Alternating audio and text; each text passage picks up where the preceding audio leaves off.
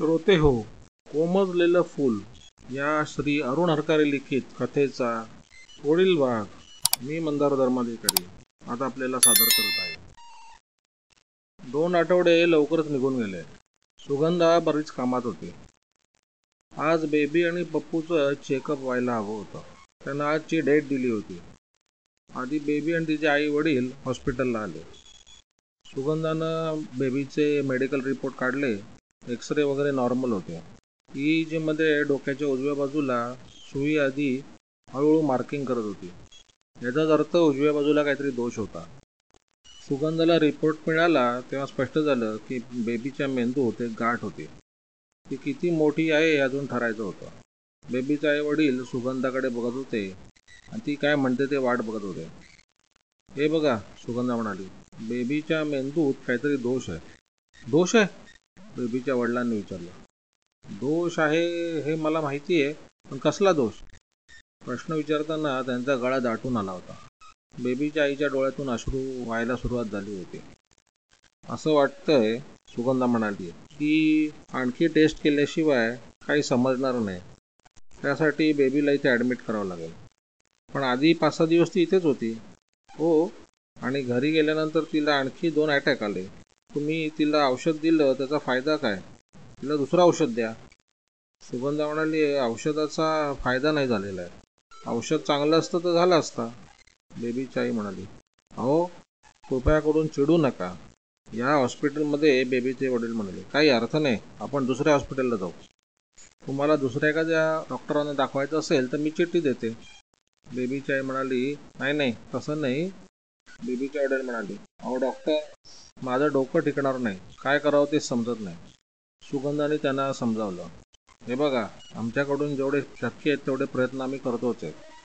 X ray परत काढू, नक्की कुठे इलाज करायचा आहे ते समजेल. काही तिला परत त्रास होईल का त्या इंजेक्शनमुळे वगैरे? नाही, तसा काही त्रास नाही होणार, पण त्या इंजेक्शनमुळे दोष कुठे ते समजेल. डॉक्टर, तिला कॅन्सर असण्याची शक्यता आहे? बेबीच्या वडिलांनी विचारलं. नक्की नाही सांगता येणार. डॉक्टर, तिला स्पेशल रूममध्ये ठेवा, बेबीचे वडील म्हणाले.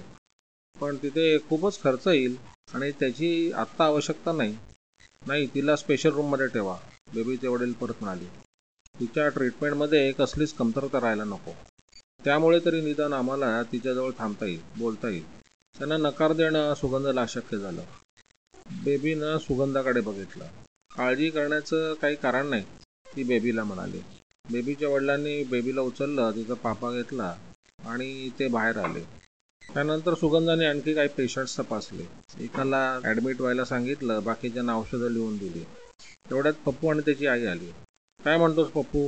सुगंधाने विचारलं. तब्येत कशी आहे? पप्पू नुसता हसला, पण त्याचं हसणं सुद्धा एकदम केविलवाण होतं. गेल्या 15 दिवसात काही विशेष? काही नाही. अंथरुणात शू वगैरे? नाही. गुड. ती पप्पूकडे वळत म्हणाली, पप्पू इकडे ये. पप्पू तसाच बसून राहिला. त्यानं खुर्चीच्या हाताचा आधार घेतला, जणू तो पडणारच होता. मिसेस दांडेकरांनी त्याला सावरलं. पप्पू, सुगंधाने परत हाक मारली. पप्पू पुढे सरकला. त्याचा तोल जाणार तेवढ्यात सुगंधाने त्याला सावरलं. त्याचे डोळे पिवळत दिसत होते. चेहऱ्यावरचा आधी असणारा उत्साह नाहीसा झाला होता. बोलताना तो अडखळत होता. पप्पू, सुगंधा म्हणाली, तू थोडा वेळ बाहेर बसतोस का? पप्पूनं आईकडे बघितलं. पप्पू, मिसेस दांडेकर म्हणाल्या, मला डॉक्टरांशी बोलायचं आहे, तेव्हा तू थोडा वेळ बाहेर बस. पप्पूनं मान हलवली आणि तो बाहेर गेला. चालताना सुद्धा तो अगदी हळूहळू चालत होता. मिसेस दांडेकर, तुम्ही औषधं वेळेवर देता ना? हो. सुगंधानं काही वेळ विचार केला. मग इंटरकॉमचा रिसिव्हर होता. परांजपे, पप्पू दांडेकर इथे आलाय. त्याला मी तुमच्याकडे घेऊन येते. काय झालं? डॉक्टर परांजपे ब्रेन स्पेशालिस्ट आहेत. मी पप्पूला त्यांच्याकडे घेऊन जाते. काही टेस्ट घ्यावे लागतील. सुगंधा पप्पूला डॉक्टरांकडे घेऊन आली. काय म्हणता डॉक्टर, काय विशेष? परांजपेंनी विचारलं. मला वाटतं याची ब्रेनची टेस्ट करायला हवी, सुगंधा म्हणाली. अच्छा, मी करतो. पप्पूला परांजपेंजवळ सोडून सुगंधा आली तेव्हा पप्पूची आई दारातच उभी होती. डोळ्यात अश्रू होते. काय झालं? तिने विचारलं. काही टेस्ट करायचे आहेत, त्यानंतर नक्की समजेल. मला पप्पूला बघायचं आहे, मिसेस दांडेकर रडत म्हणाल्या. त्याच्या टेस्ट घेणं सुरू आहे.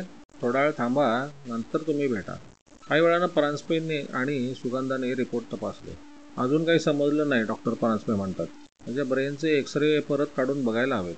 कदाचित आतल्या बाजूला काय असू शकतं. डॉक्टर, सुगंधा म्हणाली, माझं एक काम कराल? काय? पप्पूच्या आईशी बोलता का? तुम्हीच बोला की तो तुमचा पेशंट आहे आणि तुम्ही बोललात तर त्यांना बरं वाटेल. ठीक आहे, तुम्ही म्हणत असाल तर. परांजपे शेवटी मिसेस दांडेकरांकडे आले. म्हणाले, हे बघा मिसेस, तुमच्या मुलाची आम्ही आतापर्यंतची तपासणी केली त्यावरून आम्हाला कॅन्सरचा संशय येतो. पण बपूच्या आईच्या डोळ्यातून अश्रू व्हायला लागले. कुणका फुटू नये म्हणून तिने पदराचा बोळा तोंडात कोंबला. रडू नका, अजून काही नक्की समजलेलं नाही, परांजपे म्हणाले. पण ज्या आतापर्यंत टेस्ट झाल्या त्यावरून तरी असं वाटतंय अजून जरा जास्त टेस्ट करावे लागतील. लोक ऑपरेशनला घाबरतात, पण आता तसं काही घाबरण्यासारखं राहिलेलं नाही. आपल्याकडे चांगले स्पेशालिस्ट आहेत, ऑपरेशन व्यवस्थित करतात. 50% पेशंट बरे पण होतात. 50%? हो, कारण कॅन्सर असेल तर तेवढा भाग ऑपरेशन करून काढावा लागतो, किंवा नुसती एखादी जखम असेल तर ती किती मोठी हे बघावं लागतं. पण कवटी उघडल्याशिवाय. कवटी? बापूच्या आईनं विचारलं आणि रडायला सुरुवात केली. डॉक्टर परांजपेंनी सुगंधाकडे बघितलं. किंवा दुसरी शक्यता आहे. कोणती? त्याला कॅन्सर असण्याची शक्यता वाटते, पण तो बोलताना अडखळतो. त्याला खूप अशक्तपणा आला आहे. त्याला तोल सावरता येत नाही. याचं कारण त्याला प्रमाणापेक्षा जास्त औषध दिलं गेलं असल्याची शक्यता आहे. मी तुम्हाला परत विचारते, तुम्ही त्याला किती गोळ्या दिल्यात? मिसेस दांडेकरांनी उत्तर टाळलं. सुगंधा म्हणाली, मला उत्तर हवं आहे आणि महत्त्वाचं आहे, नाहीतर ऑपरेशन केल्याशिवाय दुसरा इलाज नाही. तरी मिसेस दांडेकरांनी उत्तर दिलं नाही. सुगंधाला संशय आला. मिसेस दांडेकर, सुगंधा म्हणाली, डॉक्टर सांगतात त्याच्यापेक्षा जास्त औषध देणं धोक्याचं असतं. मी तुम्हाला सांगितलं होतं की 30 मिलीग्रॅम डिलॅटिन 3 वेळा द्या. याचा अर्थ 60 मिलीग्रॅम डिलॅटिन 5 वेळा असं होत नाही. डिलॅटिनचं प्रमाण रक्तामध्ये ठराविक असायला हवं. कमी झालं तर त्याला फिट्स येतील, जास्त झालं तर डॉक्टरांना वाटेल त्याला कॅन्सर झाला आहे. मिसेस दांडेकरांनी नजर वळवली. खिडकीच्या बाहेर बघायला सुरुवात केली. त्यांचा चेहरा उतरला होता. तुम्ही त्याला किती गोळ्या दिल्यात? 2 गोळ्या. दिवसातून 3 वेळा? मिसेस दांडेकरांनी मान हलवली. सुगंधाला त्यांचा राग आला, पण त्याला कॅन्सर नसावा हा अंदाज आल्यामुळे त्याला बरं वाटलं. डॉक्टर, परांजपे म्हणाले, मी आता निघतो. मला वाटतं तर माझं काम संपलंय. सुगंधाने मान हलवली. परांजपे बाहेर गेले. सुगंधाने विचारलं, तुम्ही त्याला जास्त डोस का दिला? मला वाटलं एका गोळीने थोडं बरं वाटेल, जास्त गोळ्यांनी जास्त बरं वाटेल. तुम्हाला काय वाटतं, त्याला अटॅक आला की मला आनंद होईल? मिसेस दांडेकरांनी नकारार्थी मान हलवली. मग मी तुम्हाला कारण सांगितलं आहे. लक्षात ठेवा, यानंतर मी सांगितल्या प्रमाणापेक्षा जास्त डोस कधीच देऊ नका. औषधांचा परिणाम बघून आम्हाला तर कमी जास्त करता येतं. आवश्यकतेपेक्षा जास्त औषधं देणं कधीच धोक्याचं असतं. मिसेस दांडेकरांनी मान हलवली. मला यांना त्याला अटॅक आलेला बघू द्यायचा नव्हता. नाहीतर काय? त्यांना रोगट, अशक्त, कमी दर्जाचं काही आवडत नाही. तुम्हाला असं वाटतं की पप्पूला काही दोष असेल तर त्याचं पप्पूवरचं प्रेम कमी होईल? मला वाटलं होतं पप्पू लवकर बरा होईल. पप्पूला अटॅक आलेला त्यांना कधीच दिसणार नाही आणि म्हणून मी. मिसेस दांडेकर मध्येच थांबल्या. सुगंधा शांतपणे म्हणाली, मी पप्पूला ॲडमिट करून घेते. त्याच्या शरीरातलं औषधाचं प्रमाण कमी व्हायला हवं. मिसेस दांडेकर म्हणाल्या, ठीक आहे. पप्पूजवळ सुगंधा बसली होती. मग तिनं प्रवीणला फोन केला. हॅलो प्रवीण, काय म्हणतेस? मला वाटलं तुला पप्पूबद्दल विचारायचं असेल. हो, मध्ये तुला चेक केलंस? 8 दिवसापूर्वी केलं होतं. सर्दी पडसं होतं, काही विशेष नाही. त्याला औषधाचा डबल डोस देण्यात आल्याचं तुझ्या लक्षात नाही आलं? काय म्हणतेस, डबल डोस? पण मिसेस दांडेकर असं कधीच नाही करणार. त्यांना तेवढं समजतं, पण त्यांनी जास्त डोस दिलाय. कबूल पण केला. मला पप्पूच्या वडिलांशी बोलायचं होतं. का? ते काय करणार आहेत? काहीतरी सांगण्याची शक्यता आहे. मला वाटतं तू न्यूरोलॉजी सोडून आता सायकोलॉजीची तज्ज्ञ होणार आहेस. या दोन्ही विषयांचा एकमेकांशी अतिशय जवळचा संबंध आहे. काय म्हणतेस? दांडेकरांना फोन करू? प्रवीण, मी फोन करू का त्यांना? कर, माझं काय ऑब्जेक्शन नाही. तिनं दांडेकरांना फोन केला. अर्धा पाऊण तास गेला असेल. केस पेपर चेक करत होती तेवढ्यात दरवाजा उघडला गेला. दरवाजात दांडेकर उभे होते. या दांडेकर, मी तुमचीच वाट बघत होते. संध्याकाळची वेळ असली तरी दांडेकरच्या चेहऱ्यावरचा उत्साह ओसांडून वाहत होता. त्यामुळे ते निरोगी ते स्पष्ट दिसत होतं. काय झालं? त्यांनी विचारलं. पप्पूची तब्येत बरी आहे ना? बरं झालं तुम्ही मला बोलवलं, कारण त्याच्या आईला काही सांगता आलं नसतं. दांडेकरांना स्वतःची मतं स्वतःच बनवायची सवय असावी हे सुगंधाच्या लक्षात आलं. हळूहळू तिने प्रश्न विचारायला सुरुवात केली. जास्त औषधं दिली गेली सांगण्यात काय अर्थ नव्हता. ते बायकोवर चिडले असते. तुम्ही तुमच्या वडिलांबद्दल काही सांगू शकाल? ते खूप चांगले होते. माझं त्यांच्यावर प्रेम होतं. तुम्हाला वाटतं ना की मुलांनी वडिलांचा आदर करायला हवा? नक्कीच. माझ्या वडिलांचं उदाहरण घ्या. त्या हॉकीचे चांगले प्लेयर होते. कॉलेज टीमचे कॅप्टन होते. कदाचित त्यांना इंडियातर्फे खेळण्याचा चान्स मिळाला असता, पण एका ॲक्सिडेंटमध्ये त्यांचा पाय फ्रॅक्चर झाला. तरी त्यांनी आशा सोडली नाही. म्हणाले, मी नाव कमावलं नाही, माझे नाव मुलं कमावतील. मला ते नेहमी म्हणायचे, दीपू, मला संधी नाही मिळाली, पण तुला नक्की मिळेल. त्यांनी आमच्या मनात विश्वास निर्माण केला. आम्ही तिघही भाऊ चांगले प्लेयर झालो. प्लेयर झाल्यामुळेच आम्हाला चांगल्या नोकऱ्या मिळाल्या. ते आमच्याकडून रोज व्यायाम करून घ्यायचे, आमच्यासोबत ग्राउंडवर असायचे, आमच्या खेळातल्या चुका सुधारायचे. एवढं कोणते वडील करते? सुगंधाने मान हलवली. कोणतंही काम आधी ते स्वतः करायचे, मग आम्हाला करायला सांगायचे. त्यांच्या मार्गदर्शनाखाली आम्ही तयार झालो. आमच्या खरे साहेबांचं पण तसंच आहे. खरे साहेबांना बघितलं ना की मला बाबांची आठवण येते. म्हणजे आधी वडिलांचं मार्गदर्शन होतं, आता खरे साहेबांचं आहे, सुगंधा म्हणाली. हो, दांडेकर म्हणाले. पण तुम्हाला वाटत असेल खेळ आणि ऑफिसच्या कामात फरक आहे, तर तसं काही नाही. जो खेळात जिंकतो त्याचं नाव होतं. आमच्या डिपार्टमेंटला जो जास्त सेल मिळवतो तो जिंकतो. मी खेळायचो तेव्हा माझ्या मनात वडिलांचे विचार असायचे. आता काम करतो तेव्हा खरे साहेबांचे असतात. त्यामुळे अपयश कधीच आलं नाही. पण समजा, सुगंधाने विचारलं, तुमच्या कुटुंबात एखादा अशक्त मुलगा जन्माला आला असता तर तुम्ही काय केलं असतं? तुमच्या वडिलांनी? शक्यच नव्हतं ते. ते निरोगी होते. आम्ही पण निरोगी जन्माला आलो. एखादी बहीण? नाही, नशिबी नव्हतं ते. बाबांना मुलं आवडायची. आईनं मुलांना जन्म दिला. तुम्ही पहिल्यांदाच आईचा विषय काढला. खरं आहे, दांडेकर म्हणाले. आम्ही चौघं पुरुष आणि ती एकटीच बाई. कधी कधी वाटतं तिला मन मोकळेपणाने बोलता येत नसेल. म्हणजे आई मुलीशी बोलू शकते तशी. आम्ही खेळायचो ते पण तिला आवडत नव्हतं. खूप घाबरायची. आम्हाला लागेल म्हणून भ्यायची. दांडेकरांच्या काहीतरी लक्षात आलं असावं. त्यांनी विचारलं, तुम्ही मला इथे कशाला बोलवलं? मी नुसतंच स्वतःबद्दलच बोलतोय. सुगंधाला त्यांच्याबद्दलच विचारायचं होतं, पण त्यांना वाईट वाटू नये म्हणून म्हणाली, मला पप्पूबद्दल विचारायचं. चांगलं वाईट काही, पण सगळं सांगा. दांडेकर म्हणाले, मला औषधाची भानगड पप्पूच्या आईने सांगितली. त्याला त्रास होईल याची कल्पना नव्हती. तिला आता खूप वाईट वाटतं. वाईट वाटतं का? डिलिव्हरी दिवस भरण्यापूर्वीच झाली. तो इतका आजारी होता की वाटायचं जगतो की नाही. पण मी तिला काही बोललो नाही. आधीच दुःखात होती, आता काय वाढलायचं? दुःखात का होते? मी सारखं बाहेर असायचो, माझाच ती विचार करत बसायची. खाणं पिणं कमी होतं, त्यामुळे अशक्तपणा आला. त्यातच पप्पूचा जन्म झाला. मग स्वतःलाच दोष देत बसली. आणि तुम्ही पण त्यांनाच दोष दिलात. मी काहीच बोललो नाही. पण त्यामुळेच अशक्त मुलगा जन्माला आला. काय करणार, सगळे नशिबाचे खेळ आहेत. खरं आहे, सुगंधा म्हणाली. मला वाटतं तो खेळात कधीच पुढे येणार नाही. हो, ते माझ्या लक्षात आलंय. पण तुम्ही त्याला काही सांगितलं तर तो करतो? हो, तसा आज्ञाधारक आहे. उलट उत्तर नाही देत.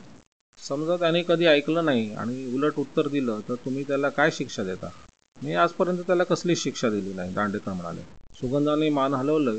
जे विचारायचं होतं ते विचारून झालं होतं. तुम्ही इथे आलात त्याबद्दल मी तुमची आभारी आहे.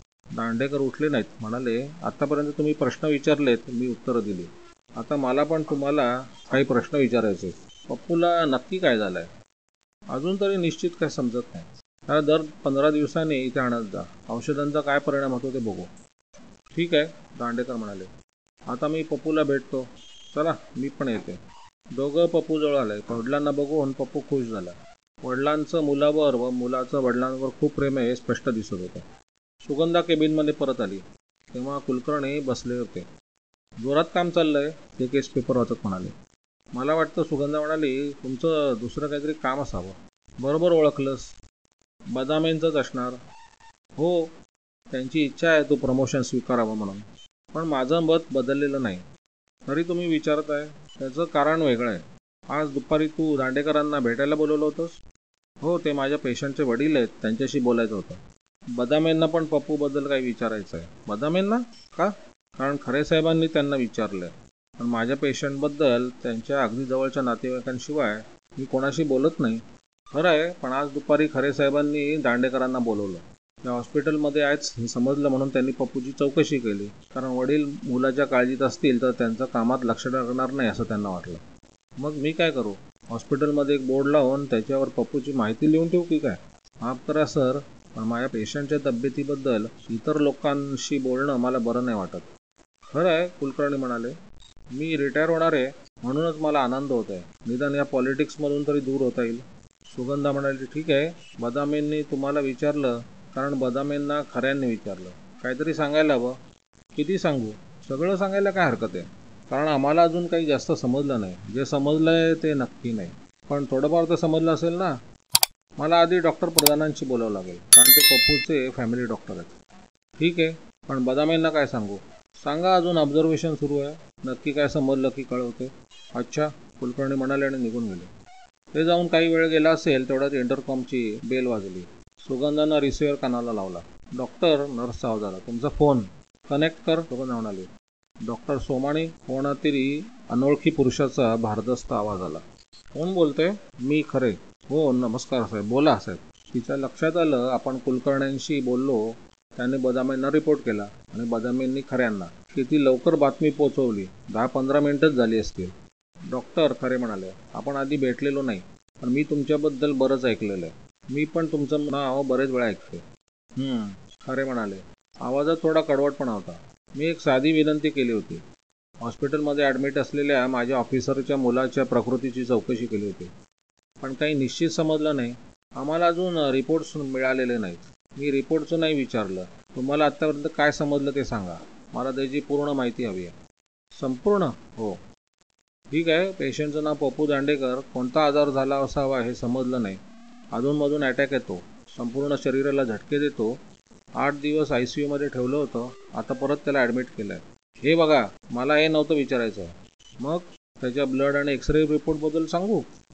साध्या सोप्या मराठीत सांगा की त्याला खरा कसला आजार आहे आणि मी त्याच्यासाठी काय करू शकतो. अरे साहेब, सुगंधा शांतपणे म्हणाली, मी पण तेच शोधण्याचा प्रयत्न करते. काही वेळ तसाच गेला. मग रिसिव्हर ठेवण्याचा आवाज आला. थोड्या वेळानं सुगंधा प्रवीणच्या केबिनमध्ये आली.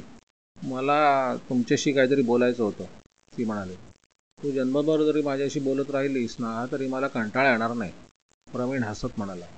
मला पप्पूची केस डिस्कस करायची होती. मला वाटलं सूर्य पश्चिमेकडे कसा काय उगवला. कुठे भेटूया? रात्री जेवायला जाऊ बाहेर, तिथे बोलता येईल. चालेल, आधी थोडीशी कामात ती संपवते. त्यानंतर सुगंधा बराच वेळ पप्पूचे एक्सरे ब्लड रिपोर्ट तपासत होती. ती पप्पूच्या वॉर्डमध्ये आली तेव्हा पप्पू स्पेशल रूममध्ये हलवण्यात आल्याचं समजलं. बदामे यांनी ऑर्डर दिली असावी हे तिच्या लक्षात आलं. बदामे खरे साहेबांच्या वागण्याप्रमाणे वागत होते. काही वेळानं ती रेडिओलॉजिस्टला भेटायला आली. त्याच्यासमोर एक्सरे रिपोर्ट ठेवले. काय संशय येत होता ते सांगितलं. बराच वेळ एक्सरे तपासून तो म्हणाला, डॉक्टर, तुम्ही म्हणालात ते खरं आहे. कवटीवर एक बारीक चीर दिसते. आता ती जुळली असावी, पण अस्पष्ट खूण खूप आहे. मार किती वर्षापूर्वी लागला असावा? 1-1.5 वर्षापूर्वी. सुगंधाने मान हलवली. जो संशय होता तो खरा होता. प्रवीणशी बोलण्याआधी खात्री व्हावी म्हणून रेडिओलॉजिस्टला ती भेटायला आली होती. हॉटेलमध्ये येऊन अर्धा पाऊण तास झाला होता. जेवण संपेपर्यंत सुगंध गप्पच होती. ती जे प्रश्न विचारायला आली आहे त्याचेच विचार तिच्या मनात घोळत असणार याची प्रवीणला कल्पना होती. काय विचारायचं होतं? शेवटी प्रवीणने सुरुवात केली. तुला खऱ्यांनी कधी बोलवलं? सुगंधाने केलं. त्यांना मुलं नाहीत. मी मुलांचा डॉक्टर आहे. ते कशाला मला बोलवतील? पप्पूंची काही चौकशी केली का त्यांनी? मला कशाला विचारतील? त्यांच्या डिक्शनरीत अशक्य हा शब्द नाही. पप्पूचा इलाज इथे होत नाही असं वाटलं तर ते जगातल्या मोठ्या डॉक्टरांकडे त्याला घेऊन जातील. म्हणजे देव आणि खरे दोघेही सारखेच. देवाला पण काय अशक्य नसतं. कधी कोणताही चमत्कार करता येतो. तसंच खरे साहेबांचं. ते जाऊ दे. तुला त्यांनी फोन केला होता, काय म्हणाले? पप्पूची चौकशी करत होते.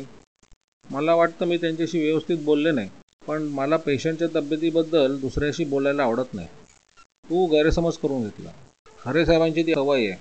त्यांच्याकडे जो काम करतो त्याला ते आपल्या फॅमिलीपैकी मानतात. एकदा बरेच दिवस दांडेकर टूरवर होते. मिसेसला आणि मुलाला भेटू शकले नाहीत. तेव्हा खरे साहेबांनी त्यांना रजा दिली.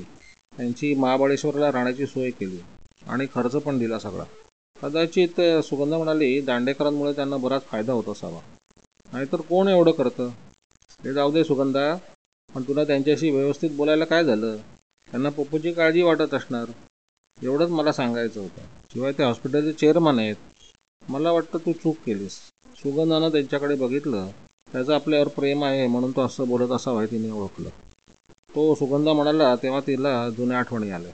एकाच शब्दानं किती वेगवेगळे विचार मनात येऊन गेले. वाटलं पुरुषांना पण असंच वाटत असेल का? एका शब्दानं त्याचं मन उचंबळून येत असेल का? बरं, ते जाऊ दे, प्रवीण म्हणाला. पप्पूचं काय सांगत होतीस? सुगंधानं त्याच्यापुढे एक्सरे रिपोर्ट ठेवले. प्रवीणने ते बघितले आणि विचारलं, याचं काय? तो गेल्या 2 वर्षापासून त्याचा फॅमिली डॉक्टर आहेस. तो वयाच्या मानानं अशक्त असं तुला नाही वाटत? थोडा वीक आहे पण रोगट नाही. आम्ही त्याला 8 दिवस हॉस्पिटलमध्ये ठेवला होता. त्या 8 दिवसात त्याचं जवळजवळ 4.5 पाऊंड वजन वाढलं. त्यात काही विशेष नाही. एखादा खेळणारा मुलगा असतो, त्याला सारखं बेडमध्ये ठेवायचं, 3 वेळा खायला घातलं, फळं, दूध, मग वजन वाढणारच. पण आणखी एक फरक झाला होता. ॲडमिट झाला होता तेव्हा तो घाबरला होता, नंतर आनंदी वाटायचा. त्यात काही नवीन नाही, प्रवीण म्हणाला. आधी आपण आजारी आहोत याचं टेन्शन असतंच, नंतर ती भीती गेली, मग आनंदी दिसायला लागला. कदाचित तू त्याला आवडली असशील, तू मला आवडतेस, तो तुला बघून नक्कीच खुश झाला असणार. त्याला हॉस्पिटलमध्येच राहायचं होतं. हॉस्पिटलमध्ये? प्रवीणने आश्चर्याने विचारलं. तो तसं म्हणाला? तसं नाही म्हणाला, पण सुचवलं. तसं? त्याच्या बघण्यातून कळत होतं आणि स्पर्शातून जाणवत होतं. प्रवीण म्हणाला, तू गैरसमज करून घेतलायस. तू त्याच्याशी प्रेमाने वागलीस ना, म्हणून तू त्याला आवडले हे दाखवत असणार. शक्य आहे, पण मी एक डॉक्टर आहे. कसल्याही गोष्टीचा मनावर परिणाम होऊ न देण्याइतकं कंट्रोल माझ्यावर आहे. सुगंधा, तिचा हात हातात घेत प्रवीण म्हणाला, आता फार झालं. तुला लग्न व्हावं, स्वतःची मुलं व्हावीत असं नाही वाटत? मी तुला आधीच सांगितलंय, जुन्या आठवणी नाहीशा झाल्याशिवाय मी लग्नाचा विचार नाही करणार. आता जुनं विसर, किती दिवसात दुःख काढणार आहेस? सुगंधाने काही उत्तर दिलं नाही. मग विषय बदलत प्रवीण म्हणाला, तू म्हणत होतीस हॉस्पिटलमध्ये पप्पूचं वजन वाढलं, त्याची तिथेच राहायची इच्छा होती. म्हणजे तुला नक्की काय सांगायचं? तू स्वतः एक बालरोगतज्ञ आहेस, तू ओळखायला हवं. काही वेळ त्यांनी विचार केला, मग आश्चर्याने म्हणाला, म्हणजे? हो, सुगंधा म्हणाली, पण मी गेल्या 2 वर्षापासून त्यांचा डॉक्टर आहे. मी त्या फॅमिलीला चांगला ओळखतोस. नाहीतर कदाचित तू म्हणतेस ते खरं नसतं वाटलं. काय खरं वाटलं असतं? हेच की त्याला घरी प्रेम नाही मिळत. पण ते शक्य नाही. मी दांडेकरांना ओळखतो. ते श्रीमंत आहेत, त्यांचा स्वभाव चांगला आहे. पप्पूचं वजन कमी आहे आणि तो हॉस्पिटलमध्ये आनंदात असतो, याचा अर्थ पप्पूवर घरातली माणसं चिडतात, त्याला मारतात असं नको काढूस. तू हाच अर्थ लावणार असशील तर लहान मुलाच्या ट्रीटमेंटला तुझ्याकडे कोणी येणार नाही. तिच्या चेहऱ्यावर दुःखाची छटा दिसतात तो म्हणाला, सॉरी, मी असं नको बोलायला पाहिजे होतं. हे बघ प्रवीण, कदाचित माझं मन मुलांच्या बाबतीत हळवं असेल, पण हा चार्ट काही खोटा नाही. त्याचं वजनसुद्धा वाढलेलं हे खरं आहे. त्याचा जन्म प्री मॅच्युअर झाला. याआधी कधीच त्याचं वजन वाढलेलं नाही. मग आपल्या हॉस्पिटलमध्ये वाढलं. पण त्यावेळेस प्रवीण म्हणाला, तो सारखा अंथरुणात होता. त्याला आवश्यकतेपेक्षा जास्त खायला देण्यात येतो. पण त्याच्या इथल्या आनंदी स्वभावाचं काय? तुझ्या या प्रश्नाचा अर्थ काय? एखादा लठ्ठ मुलगासुद्धा दुःखी असू शकतो. पण ज्या मुलाला घरी प्रेम मिळत नाही, तो हॉस्पिटलमध्ये आनंदी राहतो, त्याचं वजन वाढतं. मला वाटतं ते खरं आहे की नाही हे मी नर्सेसना विचारून पडताळलं आहे. तू त्यांना पण काही बोललीस की काय?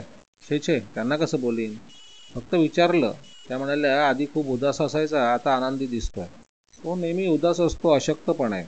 याचा संबंध त्याच्या जन्माशी येतो. तू नुसता अंदाज करतोय, सत्य परिस्थिती वेगळी आहे. हे बघ सुगंधा, तू उगाचच गैरसमज करून घेतलायस. मी पप्पूला चांगलं असताना बघितलंय. त्याचप्रमाणे आजारी असताना त्याला कसल्याही प्रकारची मारहाण होत नाही किंवा कोणी रागवत नाही. हे सारे तुझ्या मनाचे खेळ आहेत. सुगंधा काही वेळ गप्प बसली. मग तिने विचारलं, तू कधी त्याच्या डोक्याला मार लागला म्हणून ट्रीटमेंट दिली होतीस? काय? त्याच्या कवटीला एक चीर गेल्याची खूण आहे. म्हणजे तू त्याच्या संपूर्ण शरीराचा एक्सरे काढलास? हो. कधी? आज सकाळी त्याच्या वडिलांशी बोलल्यानंतर. वडिलांचा एक्सरेशी काय संबंध आहे? वडील स्पोर्ट्समन आहेत, शक्तिमान आहेत. अशा माणसांना पटकन राग येतो. एखाद्या वेळेस त्यांनी पप्पूला मारलं असण्याची शक्यता आहे.